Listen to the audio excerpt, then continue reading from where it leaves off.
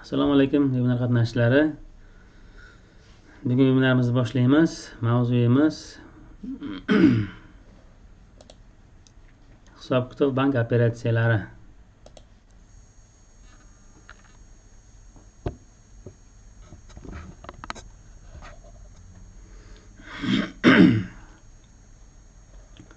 Hop, qisqacha aytib o'taman.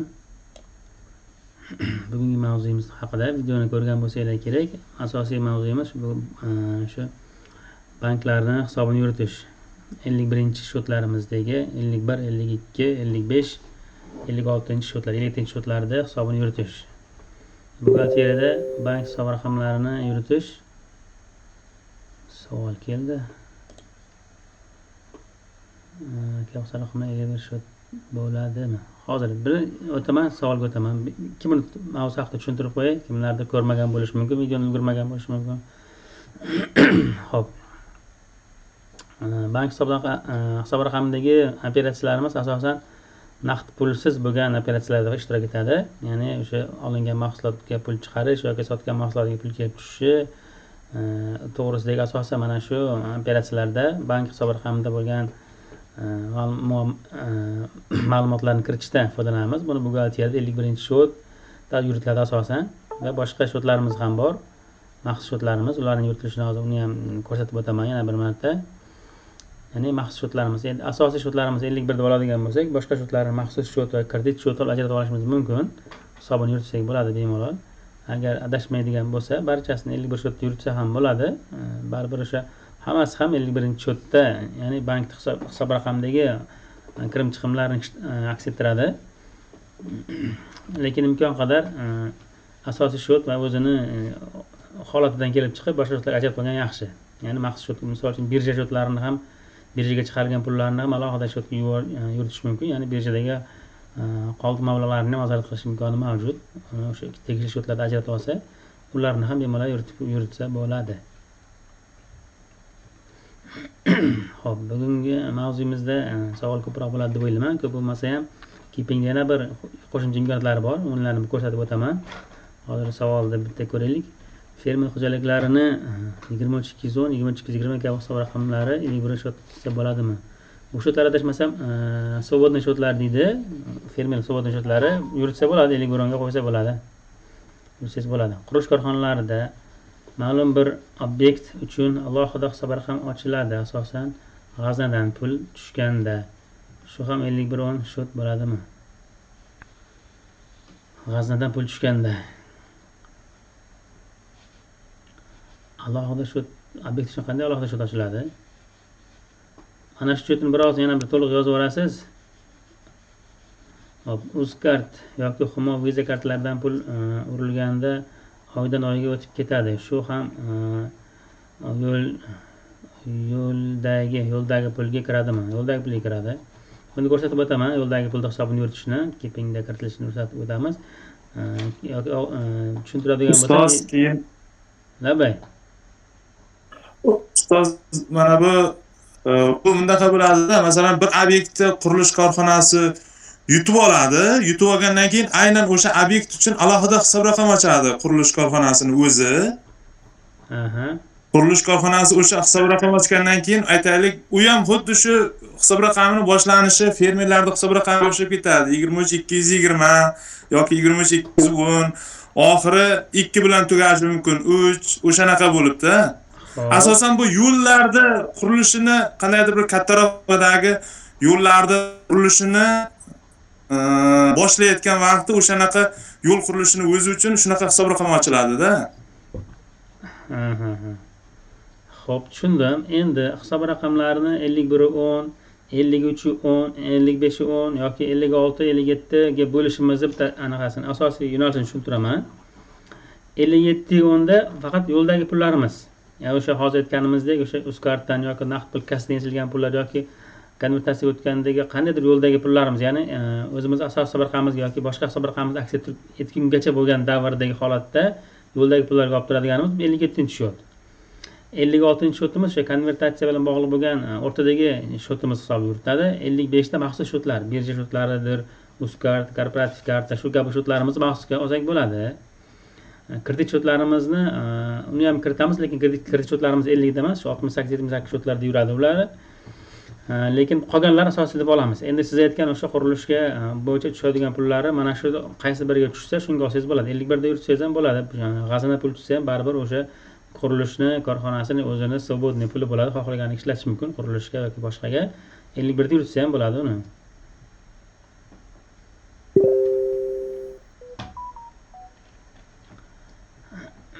Xo'p, qolgan banklar Keeping o'ziga qachon qo'shiladi? Xo'p, banklar integratsiya bo'yicha hozir banklar o'zlarining mijozini hisob raqamidagi ma'lumotlarini 3-shaxs, ya'ni Keeping programmasi ular uchun hozircha 3-shaxs bo'lganligi uchun 3-shaxsga bank sirini berish to'g'risida bosh qotiryapti. Agar mana shu muammolar yechilsa, bitta hammasi qo'shilib boradi. Hozircha ikkitasi qo'shildi, keyingilari jarayonda. Ular ham shu bank siri to'g'risidagi qonundan chiqa olmayapti. Agar o'sha qonun bo'yicha biz Keeping programmasi bank sirini oshkora qilish degan joyga to'g'ri kelmaydi, ya'ni bank 3-shaxs emas degan holatini topadigan bo'lsa, xudo xolasa, qolganlari barchasi bitta qo'shiladi. Jarayonda hozir Capital Bank, Open Bank ketyapti. Inshaalloh ular ham yaqinda qo'shiladi.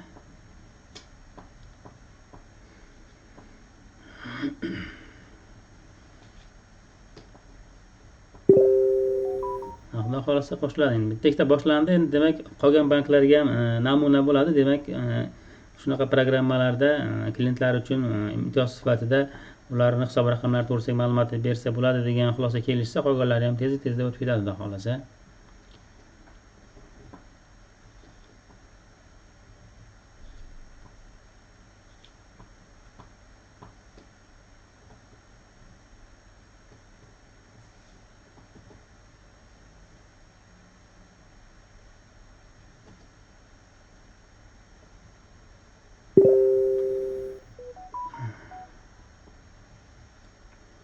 Sanoat qurilish bank haqida ular integratsiyasi bo'yicha so'rayotgan bo'lsangiz, integratsiya qilayotgan banklarimizni jarayondagilarda qatorida bu yo'q. Endi navbatda xudo xolasa bo'ladi. Endi jarayonimizdagilardan Agrobank, Mikrokredit bank, Xalq banki shunaqa qilib etap ketyapmiz. Xudo xolasa ularga yetib boramiz inshaalloh.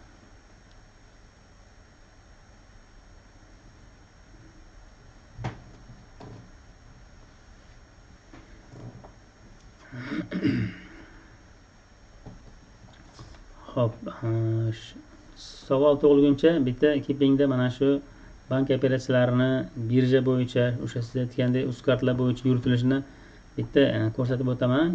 O'sha оборотlarni kirish to'g'risida ham qisqa yo'llari bor, uni ko'rsatib o'taman. Keyin savollarga qaytamiz. Savol yozib turaveringlar, ko'rsatib bo'lgandan keyin savolga qaytamiz.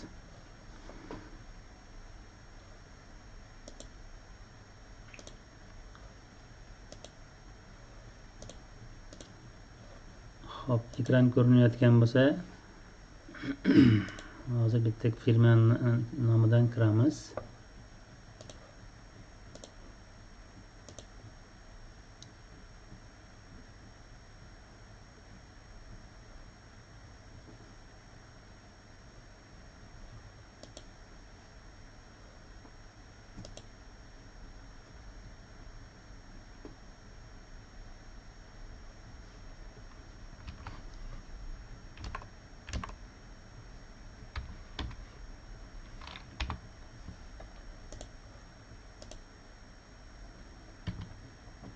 Bunaqasi tugagan-ku bu.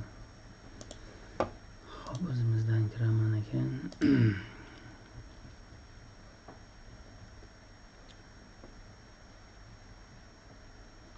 Menyumizning ko'rinishi biroz o'zgardi, sal qisqartirdik, aqshamlashtirdik. Xo'p, mana bank bo'yicha kiryapman. Bank menyusida ham bitta tushuntirib o'taman. Bu yerda Keepingda biroz yana ham soddalashtirdik. Bank integratsiya bo'yicha ma'lumotlarimiz alohida menyuda bo'lyapti. Xudo xolasa barcha integratsiya mana shu yerga joylashadi. Hisob raqamlari bo'yicha alohida menyuda va bank aylanmasi o'zini hisobida turibdi. Bu yerda hali provodga berilmagan, ya'ni Exceldan yuklangan ma'lumotlar o'tkazilmagan menyuda ko'rinadi. O'tkazilgan qismi provodga berilgan qismi o'tkazilganga o'tib qoladi. Mana aytganimizdek, mana ko'rib turibsizlar, o'tkazilmagan qismida ma'lumotlar bor ekan. Xo'p, yangi ma'lumot qo'shsak ham bo'ladi. Hozir qani endi buni barchasini o'chirib tashlaymiz, yangilaymiz. Yangi yuklaymiz, xudo xolasa qani yangi yuklab birotga berib ko'ramiz.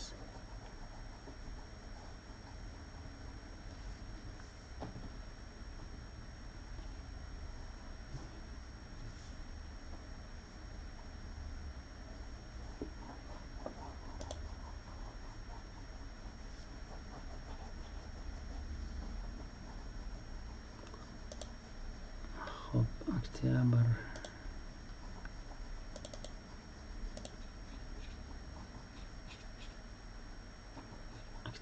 berilgan ekan.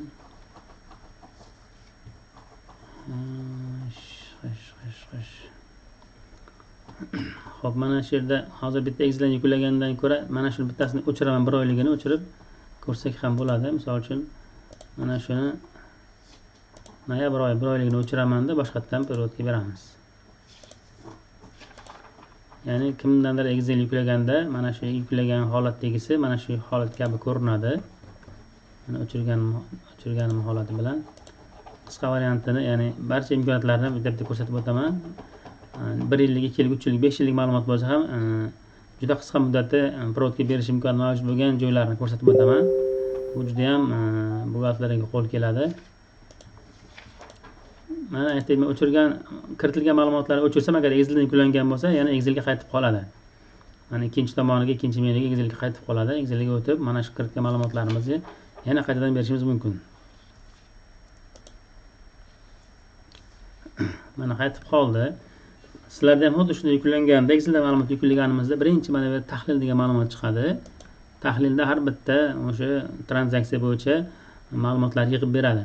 Mana 21 ta plastik karta bo'yicha, 12 ta bank xizmati bo'yicha va boshqa har biri bo'yicha ajratib beradi. Mana shu har bir tranzaksiyalar guruhi bo'yicha alohida periodga berish mumkin. Bir marta periodga berilsa, keyingi safargisida xuddi shu periodlarni tizim o'zi qo'yib beradi avtomatik. Qo'yib to'g'ridan-to'g'ri saqlab ketsa ham bo'ladi. Bu tizimda imkoniyat, ya'ni mana shu 1 yillik, 2 yillik, 3 yillik ma'lumot, ya'ni 1000, 2000 qator bo'lgan bo'lsa ham mana shuni ixchamgina qilib beradi. Takror bo'ladigan tranzaksiyalarni qilib beradi. Bu yerda bemalol o'zgarmaydigan shotlarni birdaniga shu yerdan periodga berib ketishingiz mumkin bo'ladi. Debet kreditga qo'yib ketaverasiz. Tizim avtomatik saqlab ketadi. Bu birinchi varianti, tezlashtiradigan. Ikkinchi varianti, endi bizda birdaniga bitta hisob raqamda har xil shartnomalar bo'lishi mumkin yoki bitta markazlashgan hisob raqamda har xil soliq turlari kelishi mumkin. Bularni ham yechimi bor. Misol uchun mana 23 to'g'risiga o'sha markazlashgan hisob raqamida har xil soliqlar keladi. 1 yillik, 2 yillik, 3 yillik ma'lumotlarni yig'ganda mana shu soliqlarga ketma-ket birdaniga ko'p ma'lumotlar bo'lishi mumkin. Aytaylik, mana shu qo'shilgan qiymat solig'ini mana bu shahar raqami bo'yicha biz shablon olishimiz mumkin bo'ladi. Birdaniga tizim o'zi shakllantirib beradi. Mana shablonni olamizda ma'lumotlar menyusidan avtopirodka degan menyumiz bor. Mana ma'lumotlar menyusidan avtopirodka degan menyusiga kirganimizda bizga mana shablon qo'shiladi. Mana oldin qo'shib qo'ygan ekanman, bizga tayyor chiqarib beradi. Xo'p, men yana bitta ko'rsataman. Qo'shish qilamizda mana chiqim tanladik. Amaliyot turi mana shahar bo'yicha, shaxs hisob raqami bo'yicha qo'yamizda. Bu shaxs hisob raqam qaysi soliqniki? 64 o'rn, ya'ni qo'shilgan qiymat solig'inikini qo'shib saqlab qo'ysak, mana bizda bor 64 mana saqlab qo'yganman. Saqlab qo'ysak, bizda tayyor shablon hosil bo'ladi va bor qolgan barcha soliqlarni xuddi shunday tartibda shaxs hisob raqami bo'yicha saqlab olishingiz mumkin bo'ladi. Tayyor shablon bo'lib qoladi. Nega bunday shablon bo'ladi? Bu shablonimiz endi bank aylanmasiga kirganimizda mana avtopirodga berish degan tugmachani bossak, biz o'sha shablon kiritgan ma'lumotlarimiz bo'yicha tizim barchasini birdaniga tayyor svodniy ma'lumot chiqazib beradi. Bir dona saqlash bilan bir necha xil soliqlarga periodga berib olish mumkin bo'ladi. Mana bosib ko'ramiz, kiritib qo'ygan ma'lumot asosida 5 xil soliq bo'yicha ajratib berdi. Agar 1 yillik, 2 yillik, 3 yillik ma'lumot bo'ladigan bo'lsa, 5-6 xil soliq bo'lsa ham har biri bo'yicha 10 ta, 20 ta, 30 tadan periodkalarni birdaniga mana shu yerda 5 xil, 6 xil periodkani berib olish mumkin bo'ladi. Mana hozir bir marta saqlash bossam 5 xil periodkani birdaniga beradi. Avtomatik ravishda shotlargacha ko'rsatib qo'ygan shablon bo'yicha mana saqladim, birdaniga barchasini ma'lumotini berdi.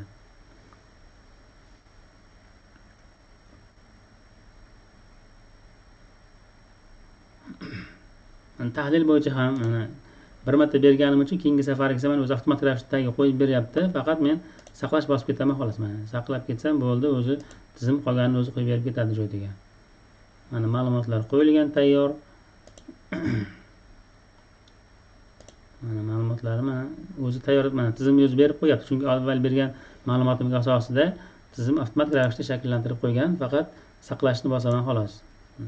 Bir oylik ma'lumotimni kiritishga mana hozir ko'rgan bo'lsalar 5 minut ham ketmadi, 2 minut ham ketmadi. Faqat saqlayapman xolos. Mana bunisiga mana 60 qo'yib qo'yamiz.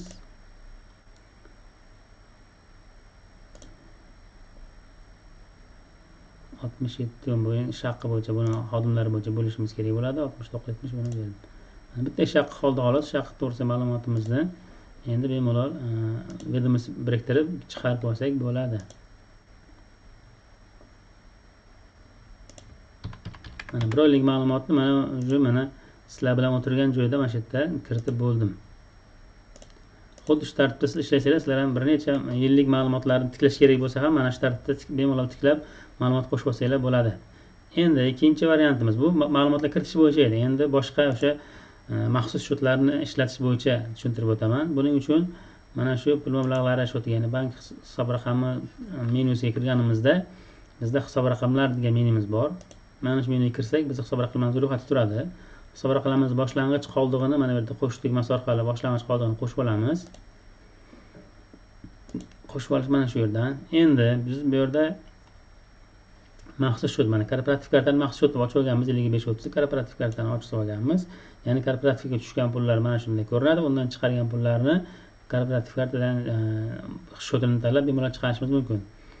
Birja bo'yicha birjaga pul chiqarasizlar, nima o'sha garov sifatida, zalog sifatida pul chiqariladi va zalogdan pul yechib olish mumkin yoki xizmat olib qolish mumkin yoki pul qaytarib olish mumkin.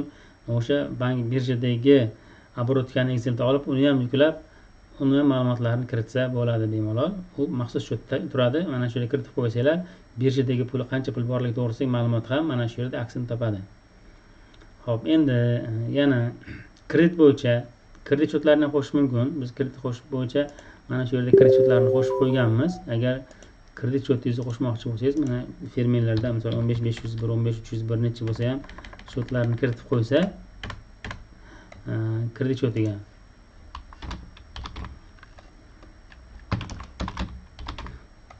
o'ziga tegishli bo'lgan, misol uchun bitta bank tanlaymiz. Mana shu yerda faqat kredit shotlarini tanlash mumkin bo'ladi. Mana 6810 shotimiz biriktirib qo'yganmiz. Ya'ni birdaniga kredit shotimizda aks etadi, balansimizda ham. Ya'ni o'sha bank oborotkasida minus bo'lib qizarib turgan shotlarimiz bu yerda to'g'ridan-to'g'ri kredit shotimizda ko'rinib turadi. Bemalol mana shu bo'yicha ham kreditlaringiz oborotini kirim-chiqimlarni kiritsangiz bo'ladi. Yo'ldagi pullar bo'yicha Xo'p, yo'ldagi pullar bo'yicha provodga berishni bitta ko'rsatib o'taman. Yo'ldagi pullarimiz qanday? Aytib o'taman. Misol uchun yo'ldagi pullarni provodkasini berishda may 3 soliqdan oborotkasini olish kerak, kassa va naqd pulning oborotini. Misol uchun bir oyda o'sha may 3 soliqda kassa bo'yicha oborotimizni ko'rsak, naqd pulda 10 million, plastik kartada 20 million bor deylik. Xuddi o'sha summaga provodga berib olishimiz kerak bo'ladi. Ya'ni o'sha 57-shotga. Aytaylik, mana shu yerda 57 shot ochamiz bitta. Oborot bo'lmagan bitta shotni ochib olamiz. Ya'ni xo'sh, qaysi shotni ochsak bo'ladi? Birorta bir o'sha naqd pul yoki naqd pulniki kassada bordir, lekin bu 57-shotga buni qo'ymasdan qo'yib ko'raylik chiqqanda qanday bo'lar ekan. Hozir aytaylik, bizi shotimiz bor. Mana 23106 ni hozir maxsus shot deb turaman. Mana shunga biz o'sha plastik karta bo'yicha may 3 soliqdan olingan 1 oylik oborotimizni kiritamiz.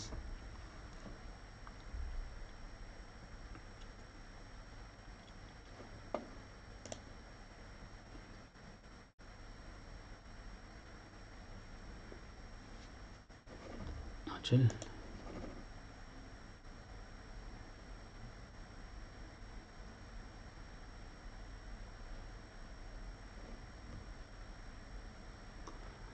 Xo'p, mana shu yerga mana kirim qilamiz. 30-noyabr bilan bizda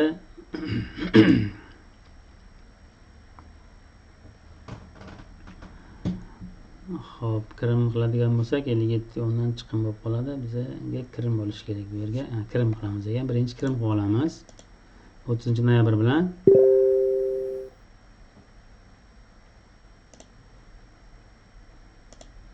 kirim qilib olamiz. 57-cho'timizdan. Bu nima degani? 57-cho'timizdan kirim qilamiz degani bizni plastik karta cho'timizga tushgan pul degani. Demak, plastik karta cho'timizdan bizga pul tushdi. O'sha plastik karta cho'timizga 23.510 cho'timizga deylik 10 million pul tushdi. Lekin xo'p, tushgan pulimizda aksi bor. Ya'ni 57 cho'timizga xo'p, mana bu yerdan beramiz ekan provodkasini. Tuzatuvchi.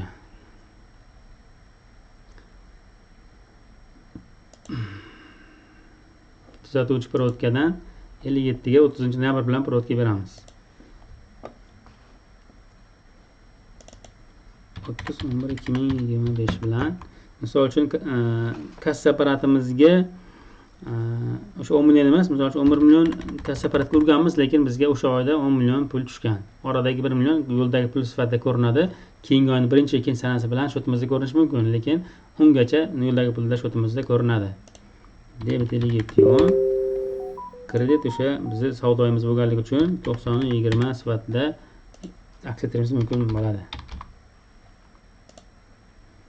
Mana shuni provodkasini bersak, bizga mana shu yerda mana shu barchasi savdo tushumi bo'ladi, lekin 57 cho'timizda, balansimizda mana shu 1 million so'm osilib qoladi. Sababi u yo'ldagi pullar.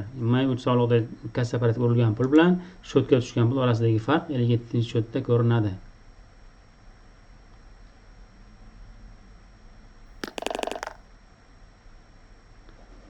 Ochil. Biroz sekin ishlayapti, hozir ko'rinadi. Mana 57-shotimizda 1 million so'm osilib qoldi. Bu keyingi oyning birinchi sanasi, ikkinchi sanasi bilan bank ochilishi bilan shotimizga tushadigan pul bo'ladi. Kassa bo'yicha ham xuddi shunday. Kassaga kirim qilamiz. 57 shot bilan 57-shotga tuzatish provodka beramiz kassa bo'yicha. Orasidagi farqi yo'ldagi pullarimizni ko'rsatib turadi.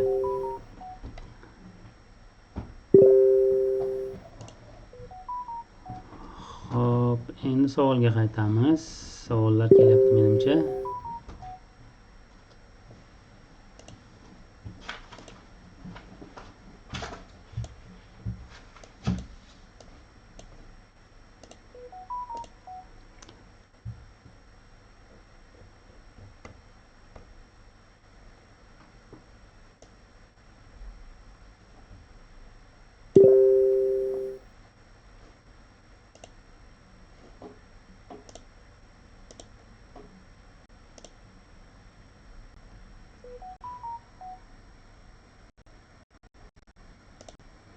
Savol bo'lsa berishlar mumkin.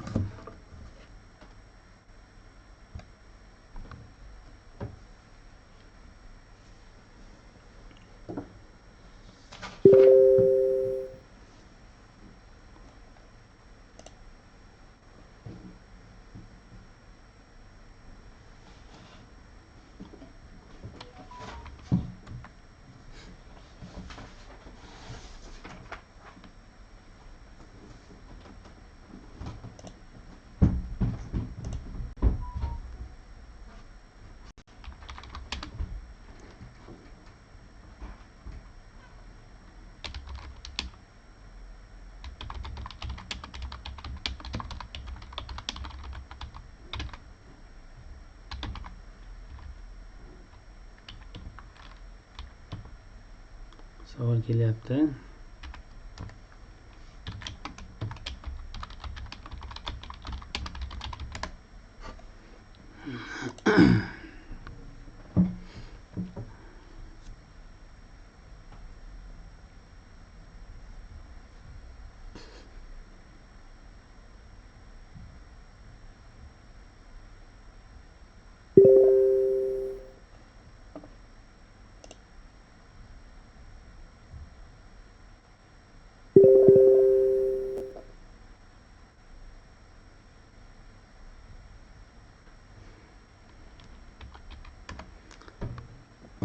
Alaykum assalom.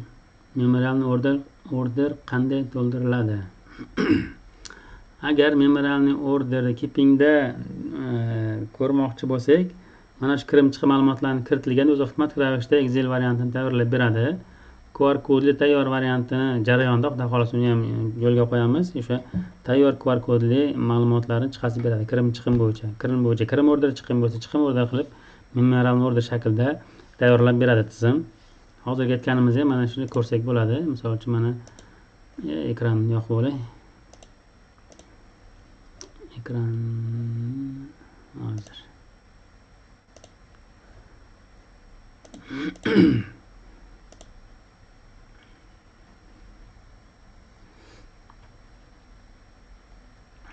Mana shu yerda mana xo'p kirimlarimiz.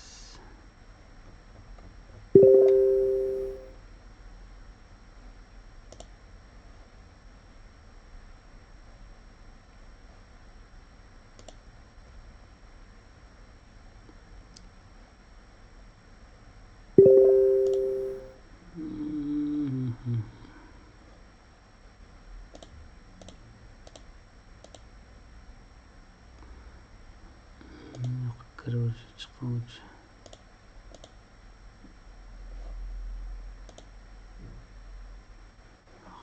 Xo'p, mana bitta kassani keyingi mavzuda keyingi buyumlarimizga ko'rsataman. Bank bo'yicha mana menyumiz yangilanganiga hozir ko'rinmay qolibdi. Bu yerda avtomatik ravishda mana shu yerda kirim chiqimlari ko'rinib turadi, memorial orderlari. Mana shu kiritgan ma'lumotlaringiz memorial order hisoblanadi. Mana shu memorial order faqat hujjat sifatida chiqarilishini biz ishga chiqqanda bolalarga tayinlayman, mana shu yerga qo'yib berishadi yoki mana har bir qator oxiriga memorial order shaklini qo'yib berishadi. Mana kiritgan ma'lumotlaringiz asosida memorial order tayyor shakllanib qoladi.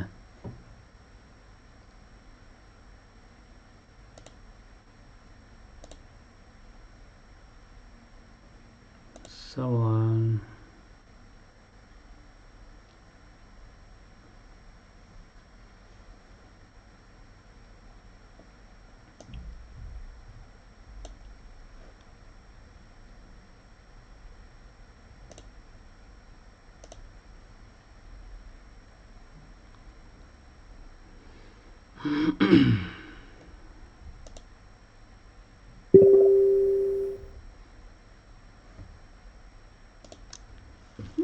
Alaykum assalom. Hamkorbank Keeping platformasiga biriktirilganmi? Yo'q, hali biriktirilmagan. Hozircha faqat ikkita Azalens Bank bilan Hayot Bank. Jarayonda Open Bank bilan Capital Bank xudo xolasa qo'shiladi. Undan keyingi etaplarda bitta banklarga o'tamiz xudo xolasa. Rejamizda bor, imkon qadar barcha banklarni o'tkazish. Chunki keepingda mijozlarning barchasiga mana shu qulayliklarni yaratishimiz kerak. Bank bo'yicha operatsiyalarni shu yerda o'zidan bajarishsin degan planimiz bor. Xudo xolasa etap-etap o'tamiz banklarga.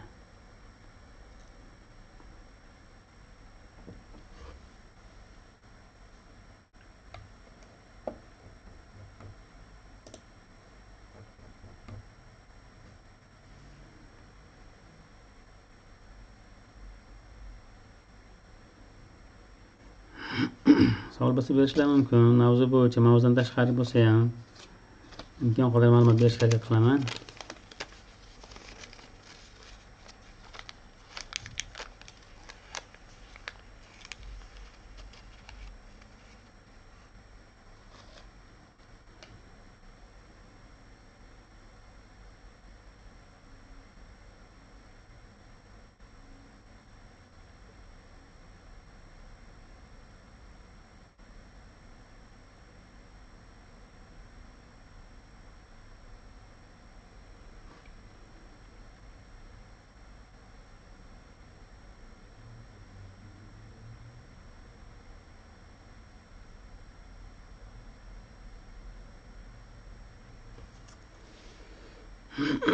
Ustoz, mana bu kassa apparatdan shu plastikdan pul yechilganda plastikni 99,8% hisob raqamga tushadi. Qolgan 2% nima terminal haqi deymizmi? O'sha 0,2% ham yo'ldagi pulga kiradimi yoki nima deydi, xarajat deymizmi yoki o'shanga chegiriladimi? Yaxshi savol bo'ldi. 0,2% terminal xizmati, ya'ni shu bank xizmati hisoblanadi. Bank xizmati u yo'ldagi pullar emas. Bunday narsada, misol uchun 1 million kartaga echdingizda, kartaga echgan pulingiz 998 ming bo'lib o'tizga tushadi. 2 ming so'mi bank xizmati olib qoladi. Lekin sizning daromadingiz 1 million so'm, 998 ming so'm emas. Otchotingizda 1 million so'm hisobida ketadi. Shuning uchun o'sha mayur soliqda o'tgan 10 million so'm summangizga otchot topib berasiz, ya'ni soliq to'laysiz, lekin shotingizga 980 ming so'm pul tushadi, 20 ming so'm qoladi. Mana shu orasida 1 million so'm kam tushsa, sizga tushayotgan 9 million so'midan, o'tkazgan 9 million so'midan 2% ushlab qoladi ular. Hali o'tkazmagan pulidan usluga olmaydi, o'tkazgan summasidan usluga oladi. Shuning uchun u yerda yo'ldagi pullar ichida uslugasi qolib ketadi. Alohida yo'ldagi pullarda profit bermaysiz, anaqa yo'ldagi pullarga xarajat qilmaysiz. Yo'ldagi pullardan shotizga pul tushganda 0,2% ni hisoblab o'sha bank xizmatiga olib qo'yasiz. Keypingda o'zi avtomat hisoblab beradi buni. Shotizga pul tushgan pulga o'sha terminaldan savdosi deb tanlasangiz, daromad turini avtomatik ravishda o'z NDSini ham o'sha 0,2% ham hisoblab o'sha siz otchotingizga ketgan summani to'g'rilab beradi.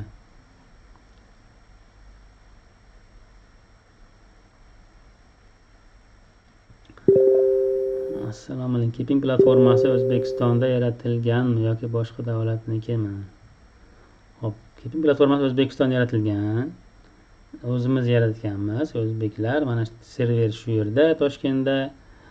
Shuning uchun o'zbekcha o'zimiz imkon qadar foydalanuvchilarga moslashtirishga harakat qilyapmiz. Albatta standartlardan chiqmagan holatda imkon qadar qulayliklar yaratib boramiz. Server O'zbekistonda, ishlab chiqaruvchilar barchasi dasturchilarimiz o'zbeklar, o'zbekistonlik, shu yerda hammasi.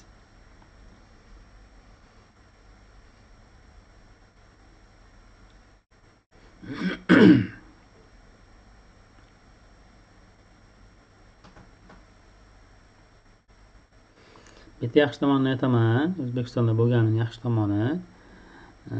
Endi boshqa tizimlarga misol qilish sal biroz noqulay bo'ladi, lekin agar server yoki programma chet elniki bo'lsa, server ham chet elda degani bu. Xohlagan payt o'chirishga, xohlagan payt siz o'sha ichidagi ma'lumotlarni dan o'zlari foydalanish mumkin bo'ladi. Agar sirli ma'lumotlar bo'ladigan bo'lsa, bank siriga o'xshagan klient ma'lumotlari bo'lsa, ular o'zlarining foydasiga foydalanishi mumkin. Biz O'zbekistonda bo'lsa, bunday qilinmaydi, qilolmaydi. Sababi talab qilib oluvchi shu yerning o'zida, nazorat ham shu yerning o'zida, boshqa maqsadlarda foydalanishga qonun tomonidan ham, shu fuqarolar tomonidan ham yo'l qo'yilmaydi. Chetdan bo'ladigan bo'lsa, hech qachon uni chetga chiqib, meni ma'lumotlarimni chetga chiqaribsan deb talab qilishga iqtisodiy tomondan ham, vaqt tomondan ham imkon yo'q bo'lib qoladi. Shuning uchun O'zbekistonda server O'zbekistonda bo'lgani, programma o'zbeklarniki bo'lgani o'zbekistonliklar uchun qulaylik tomoni mana shu tomoni ham bor.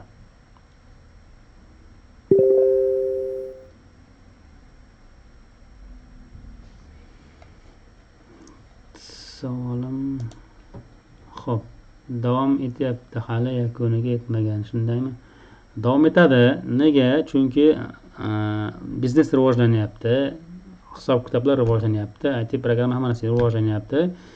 Maqsad foydalanuvchilarga qulaylik yaratish. Mana aytyapmiz, hozir o'sha 1S programmasida ham ular ham rivojlanib, ular ham davom etyapti. Sababi qaysidir faoliyat turlariga imkoniyat alohida yaratilmagan. Ular alohida, misol uchun fermer xo'jaliklariga qandaydir alohida qo'shimcha modul qo'shib beryapti ular ham. Bizda ham xuddi shunday. Bank integratsiyasini qo'shib boryapmiz, o'zgarib boradi, borgan sari qo'shilib boradi imkoniyatlar. Boshqa bir hujjatlar, xudo xohlasa kelajakda mehnat tuz bilan agar kelisha olsak, statistika bilan imkon qadar qo'shmoqchimiz. Bu jarayon imkon qadar shu soddalashtirishga, inson omilini kamaytirishga qarab yurib boradi, rivojlanib boradi.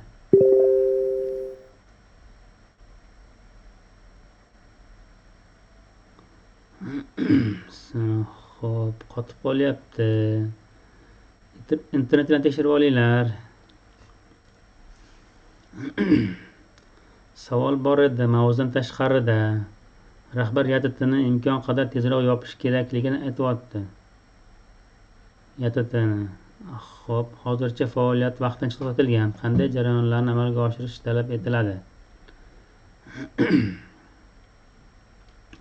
Agar YTT bo'ladigan bo'lsa, YTTni faoliyatini to'xtatish uchun mana shu YTT faoliyatiga olingan guvohnomani soliqqa qaytarib topshirib faoliyatni to'xtatish to'g'risida ariza berish kifoya qiladi. Guvohnomani to'xtatadi, undan keyin xuddi shu guvohnoma bilan faoliyat qilsa jarimaga tortiladi, guvohnomasiz amalga oshirganligi uchun. Shuning uchun guvohnomani qaytarib topshirish kerak, faoliyat to'xtatish kerak. Bu murakkab ish emas. YTTlarniki, firmalarniki murakkabroq, lekin YTTlarniki shu guvohnomasini qaytarib topshirib faoliyat to'xtatgan ariza berishsa bo'ldi, to'xtatib qo'yishadi. Shu bilan YTTlarni faoliyat to'xtagan hisoblanadi.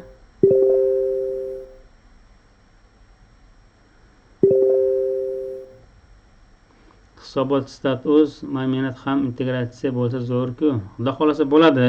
Endi hozir yo'q, lekin bo'ladi. Hozirda ham lekin o'sha 1KB shakliga ketadigan ma'lumotlarni tizim avtomatik ravishda o'zi ma'lumot sifatida shakllantirib beradi. Tayyor ma'lumot qilib, shablon qilib ichidan kerakli ma'lumotni olib 1KB shakliga qo'yishingiz mumkin.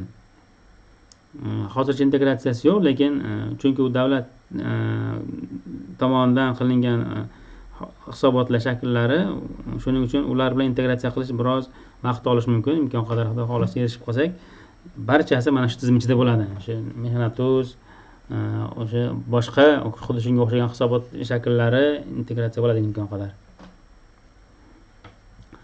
ADNS 8 versiyasida davlat ishida ishlasa bo'ladimi? Bo'ladi. ADNS versiyasi uchta, u ham hozirda O'zbekistonda mukammal programmalardan bitta, lekin biroz murakkabligi ham bor. Oddiy buxgalter tushunishi, olib ketish qiyin. Tajriba kerak bo'ladi. Davlat ishxonadagilari ishlatadi hozir ham. Chunki barcha davlat tashkilotlarida ADNS bor.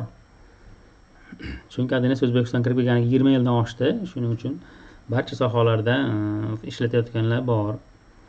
Даже ba'zilari ADNS talab qilishadi, ADNS ishlatib qo'yasan deyishi ham mumkin.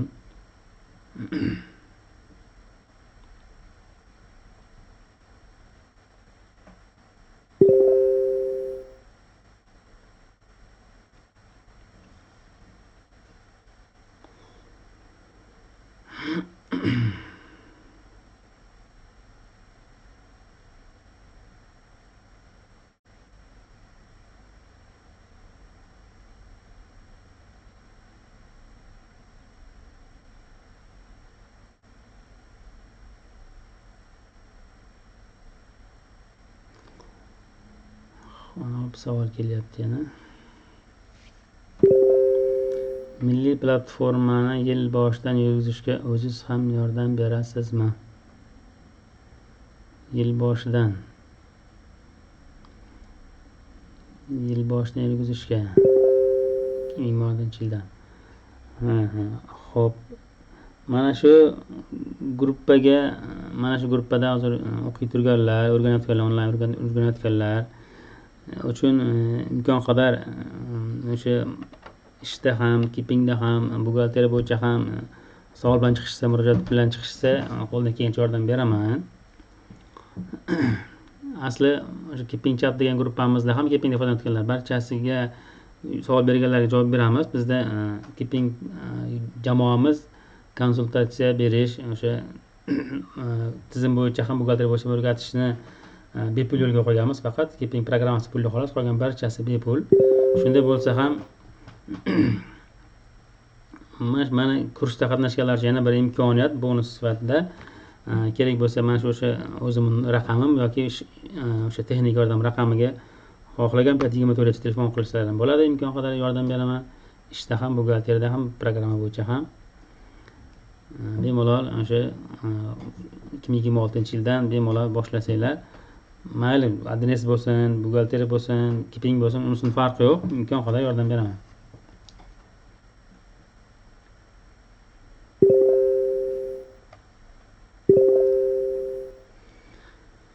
Xo'p, nazariy 4 oylik kursni bitirdim, ADNSni, sertifikat va diplom bor. Ishga hammasi staj so'rayapti. Hali amalda ishlab ko'rganim yo'q. Nima tavsiya berasiz?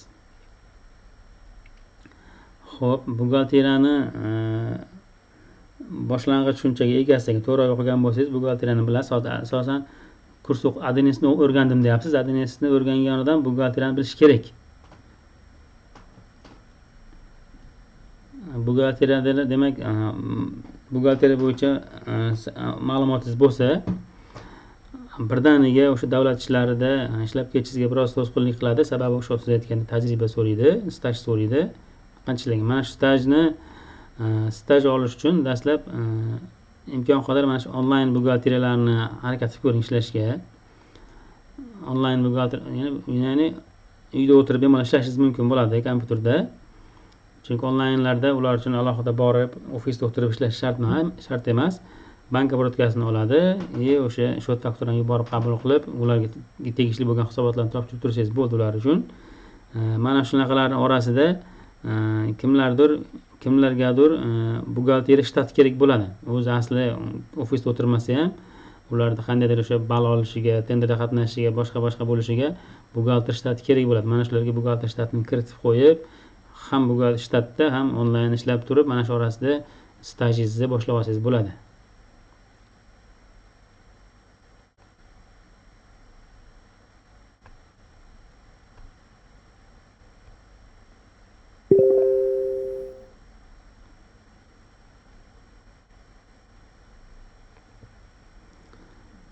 Gruppalarda ko'p buxgalter so'raganlar, bemalol aloqaga chiqib gaplashsangiz bo'ladi. O'sha onlayn yuritadiganlar, o'sha konsalting markazlari bor, o'sha buxgalteriya markazlari bor, buxgalter olaman degan. Atrofingizda bo'lsa, gaplashib ko'ring. Buxgalteriyani qilolmayman degan qo'rquvdan uzoq bo'linglar. Harakat qilinglar, unaqacha murakkab narsa emas. Ayniqsa mana programmalarda ancha osonlashib qoldi. Faqat ma'lumotlarni to'g'ri kiritsangiz bo'ldi, ma'lumot to'g'ri chiqaveradi hisobotlaringiz. Mabodo ozmi noto'g'ri chiqsa ham bu degani jinoyat degani emas, qayta to'g'rilasa bo'ladi. Bemalol xatlar bilan chiqib, soliqdan, boshqa yerdan ma'lumotlarni to'g'rilab joyiga qo'ysangiz bo'ladi.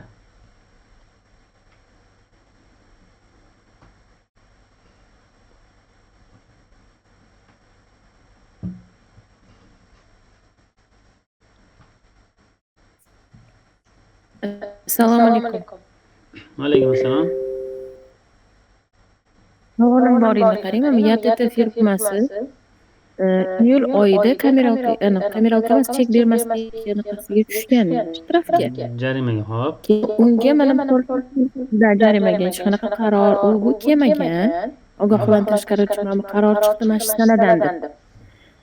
Keyin biz unga baribir 2,5 million to'lab qo'yverdik. Oldindan endi baribir chiqadi-yu dedikda, uni to'lab qo'yverdik. Endi hozirga kelib mana oradan shuncha payt o'tdi. Iyuldagi narsaga hozir mana o'tgan oy oxirlariga yana 2,5 million yechdi. U qanchalik to'g'ri yechdi? Bu birinchi marta asoslari bor-da, shu xatda. Birinchi martami, ikkinchi marta kelyaptimi bu? Yo'q, birinchi marta tushgan. Birinchi marta tushyapti, как типа qaror chiqarish kerak-ku, to'g'rimi? Mana sanadan mamlakat sonli qaror deb. Shunaqa. Endi bunday narsa bor. Agar o'tgan yili ham xuddi tushgan bo'lsa, mabodo bir yilda 2 marta bo'lib qolgan bo'lsa, ikkinchi martasida bizatni 100% oladi, 50% qilmaydi. Shuning uchun 2024-yilda ham tushgan bo'lib qolishi mumkin. Yo'q, bu birinchi marta. O'zi yaqinda ochilgan tipi firma iyul oyida tushyapti-da. Sizlar to'lab qo'yapsiz, lekin qaror keyin chiqyapti, shunaqami? Qaror kelmagan, umuman kelmagan qaror. No, baribir yetishyapti. Qaror kelmagan bo'lsa, qanday qilib to'ladinglar? Qaror yo'q qarorga qanday to'ladinglar? Inspektor aytdi, как типа o'sha 2,5 million to'lab qo'yvering, ertaga anaqa qilmasin deb. Hozir bunday narsa endi bunday narsa bo'lyapti. Chek berilmaslik xatosi chiqqan.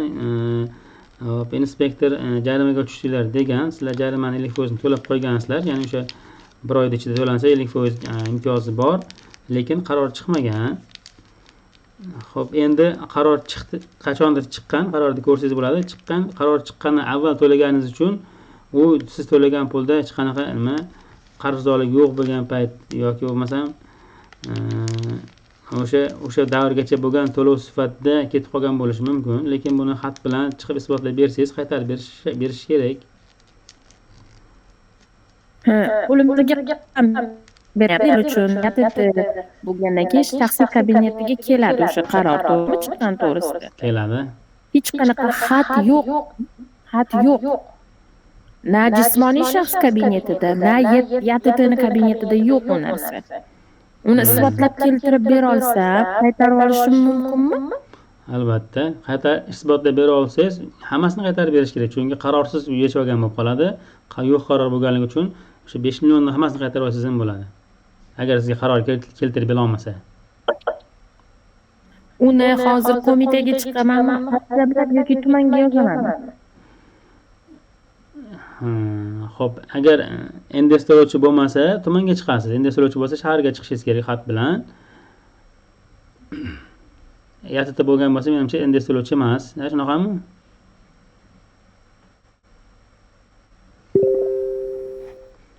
NDS to'lovchi bo'lmasa, bemalol o'sha tumanga murojaat qilsangiz bo'ladi. Siz xatingizni o'rganib, ular viloyatga yoki qo'mitaga xat yozib, vaziyatni tushuntirib, o'sha ijobiy hal qilishga harakat qilishadi. Menimcha qaytarish kerak. Chunki qarori bo'lmasa qaytarib beradi. Lekin 5 million o'zlari 2,5 million yechib olgan bo'lsa, qarori bo'lishi kerak ularda. Sizga bermagan bo'lishi mumkin. Qarorni ko'rsatadi. Mana shu qaror bo'yicha agar qarori sizga kelmasdan o'zlari bo'lib turib yechib olgan bo'lsa, vaqtida to'laganingiz uchun 2,5 million qaytarib olasiz. Qaror yo'q bo'lsa, 5 million qaytarib olasiz. Baribir bir harakat ko'rishingiz kerak. Ikkaltasida ham sizga qaytariladigan summa bor.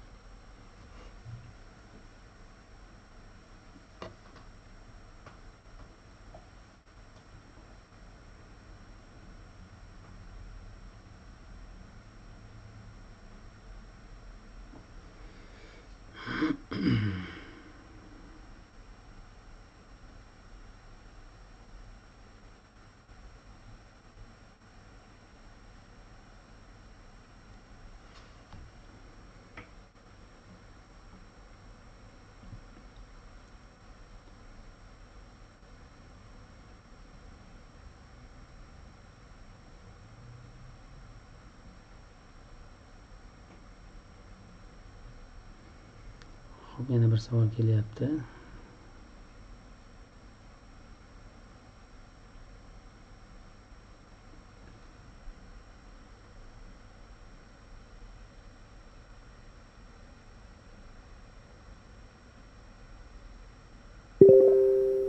Foyda solig'i darsini alohida mavzu sifatida o'tsangiz.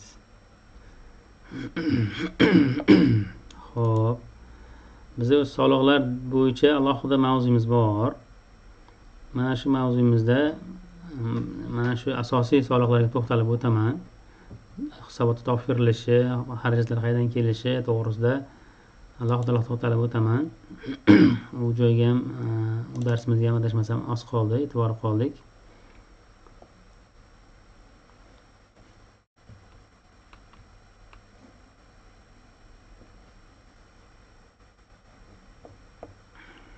Hozir mana aytaman, ishchi darsdan keyin yana yetib boramiz.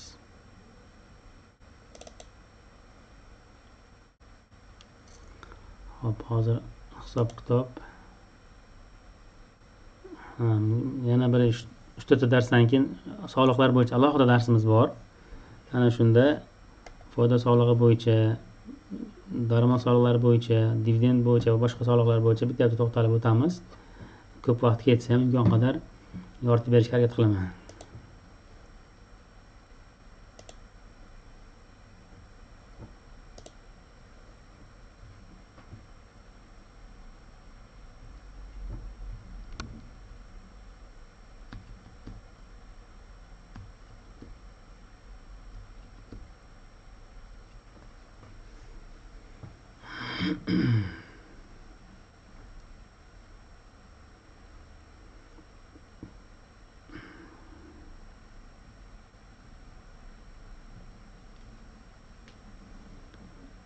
yana savol bo'lsa berishlari mumkin.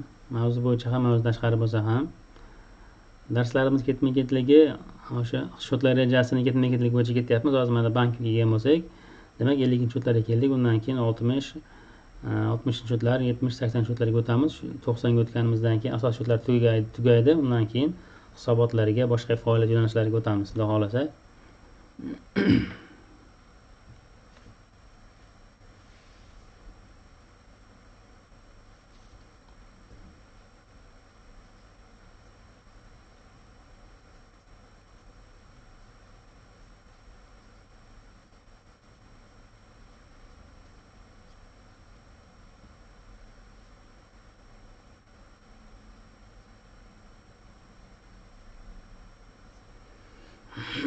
Yana bir savol bor.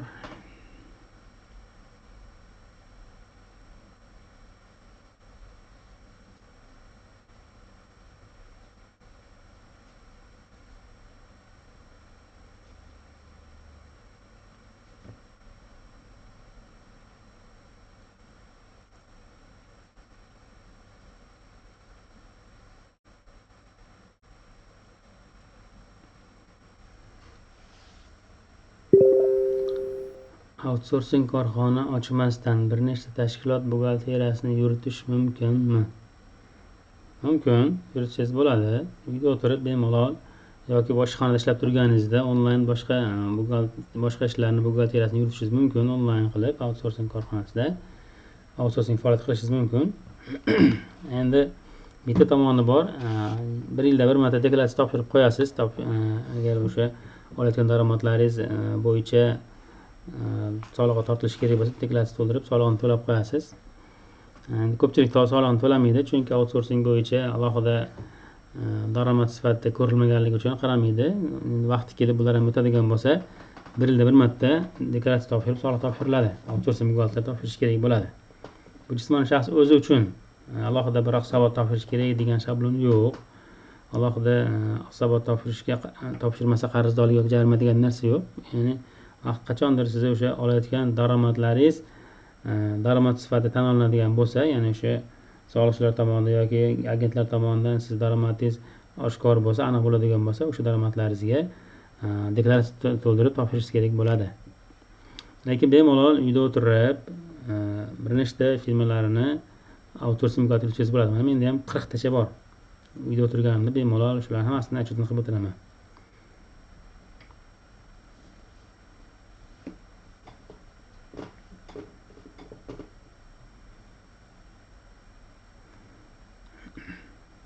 Birinchi tanishlaringizdan boshlaysizlar. Baribir hammani tadbirkor tanishlari bor.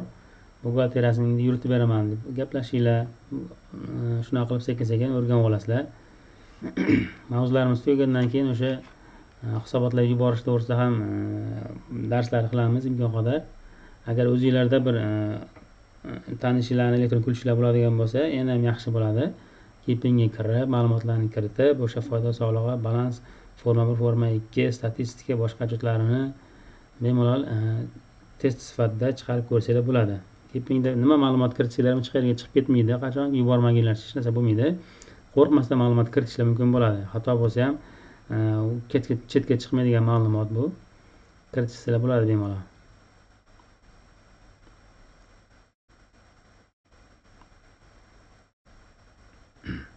O'tgan darsimizda aytgancha, mana aytishga esimdan chiqibdi. Mana shu NPS bo'yicha gaplashgandik. NPS ma'lumotlarini agar keeping yuritayotgan bo'lsa, keeping ish haqini hisoblaganda, ish haqi hisob kitoblarini oxirida o'sha NPS ga beriladigan hisobotini, shablonini tayyorlab beradi keepingda. Tayyor ilova sifatida olib, to'g'ridan-to'g'ri o'sha NPS saytiga yuklab yuborishlar mumkin bo'ladi. Tayyor o'sha forma holatida tayyorlab beradi. Alohida hisob kitob qilib yozib chizib o'tirilmaydi. Keepingda o'zi tayyor o'sha ma'lumotni olib yuklash mumkin bo'ladi.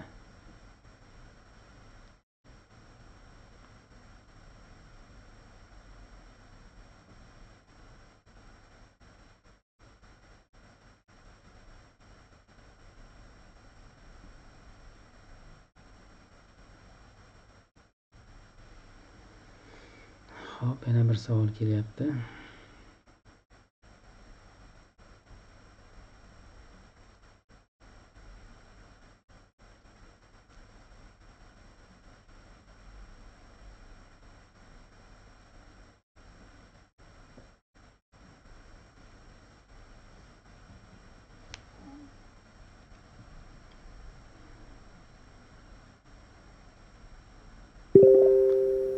elektron TTN majburiymi? Biror joyda jarima bor deb o'qimadim. Xo'p. Tovar transport yuk xatlari nima desa bo'ladi? Majburiy jo'ti bor, lekin uni yubormaganiga jarima degan jo'ti yo'q. Majburiy deb qanday deyapti? Hozir elektron shot faktura yuborganingizda agar elektron shot fakturangizni yuborishdan avval tovar transport yuk xatini so'raydigan jo'tlari chiqyapti. Sekin-sekin qolganlariga qo'shilib ketishi kerak. Hozir asosan o'sha paxta-g'alla yo'nalishlari bo'yicha shot faktura yubormoqchi bo'lsangiz, avval tovar transport yuk xatini ID raqamini kirit deb so'raydi. Bu degani transport o'sha yuk xati majburiy ular uchun. Qolgan sohalarga ham bitta kirib boryapti. Ya'ni o'sha tovar xomashyo bo'lgan ma'lumotlarga, shot fakturalarga dastlab tovar transport yuk xati yuborilishi kerak. Unga asosan keyin shot faktura tovarlar yuborilishi kerak bo'ladi. Lekin tovar transport yuk xati yuborilmagan, shuning uchun jarimaga tushadigan jo'ti yo'q. Lekin shot faktura uchun shot fakturadan avvalgi qadam sifatida majburiy qilib qo'yapti. Hozircha boshqa sohalar bo'lmasa ham keyinchalik barchasiga majburiy bo'ladi menimcha. Hozircha paxta-g'alla uchun majburiy.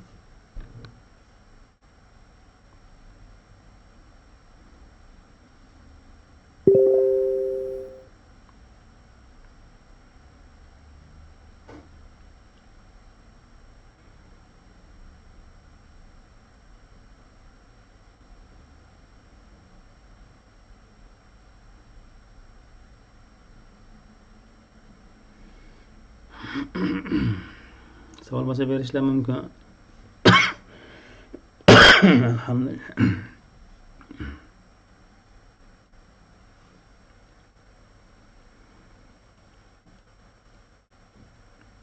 Webinarimiz vaqti tugab boryapti. Savol bo'lsa berishlar mumkin yoki bo'lmasam webinardan keyin yozsanglar ham bo'ladi. Soatimiz mana 9 bo'lyapti. Keyingi darsimiz agar 8-dekabr bayram kuni bo'lsa ham berishimiz mumkin. Endi jadvalga qaraymiz. Sizlarga videosi yuborilgan bo'lsa, o'sha kuni imkon qadar bayram bo'lsa ham kechki payt webinar qilamiz imkon qadar.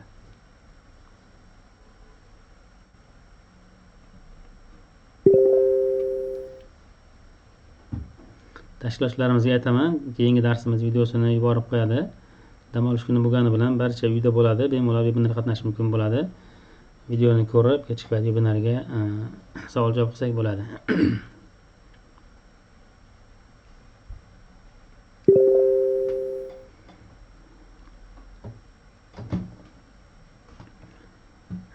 Savol bo'lmasa barchaga rahmat. Yakunlayman webinarni. Videosini tashlab qo'yamiz tez orada.